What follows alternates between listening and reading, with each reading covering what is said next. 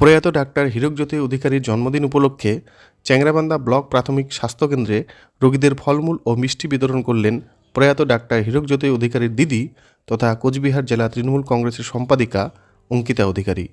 সোমবার তিনি তার ভাইয়ের ছবি নিয়ে চ্যাংড়াবান্ধা প্রাথমিক স্বাস্থ্যকেন্দ্রে উপস্থিত হন। সেখানকার রোগীদের সাথে দেখা করে তাদের খোঁজ খবর নেন ও ফলমূল তুলে দেন। এ বিষয়ে কী বললেন প্রয়াত ডাক্তার হীরকজ্যোতি অধিকারীর দিদি তথা কোচবিহার জেলা তৃণমূল কংগ্রেসের সম্পাদিকা অঙ্কিতা অধিকারী, আসুন শুনে নেওয়া যাক। আজকে আমাদের এই মেকলিগঞ্জ ব্লকের চাংলাবান্ধা যে ব্লক প্রাথমিক স্বাস্থ্যকেন্দ্র চাংলাবান্ধা বিপিএসসিতে আমরা সকলেই আজকে সকালে এসে যে উপস্থিত হয়েছি। আজ 24শে ফেব্রুয়ারি 2025।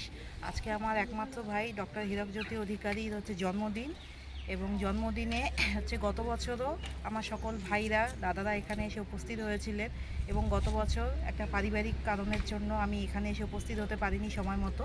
তো যাই হোক, আজকে এখানে যে আসতে পেরেছি এজন্য সকলেই যে আয়োজন করেছে সকল ভাই দাদাদের অসংখ্য ধন্যবাদ জানাই, এবং এই অঞ্চল প্রধান থেকে আরম্ভ করে প্রধান সহ সকল সদস্যবৃন্দদের অনেক ধন্যবাদ জানাই। এবং আমার ভাই এই বিপিএসসিতে কর্মরত ছিলেন, এবং ভাইয়ের অকাল প্রয়াণে যেমন আমরা ভাইয়ের অভাব তো কোনোদিনই আমরা পূরণ করতে পারবো না, কারণ ভাই যে কাজ করে গেছে এবং ভাইয়ের অবদান বলতে গেলে অবিস্মরণীয়।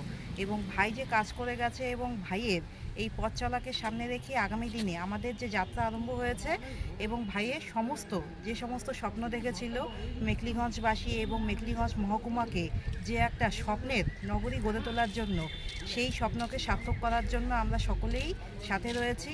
এবং এটা ভুললে চলবে না বা এটা কখনোই আমরা বলবো না যে ভাই আমাদের মধ্যেই রয়েছে এবং যেখানেই থাকুক ভালো থাকুক, এই কথাটা সাধারণত বলতে নেই, কারণ সে আমাদের মধ্যেই বেঁচে থাকবে। এবং আমাদের মধ্যে থেকে আমরা সকলেই ডক্টর হীরকজ্যোতি অধিকারী হয়ে ডক্টর হীরকজ্যোতি অধিকারীর স্বপ্নকে সার্থক করার জন্য যেভাবে এগিয়ে রয়েছি আগামী দিনেও থাকবো।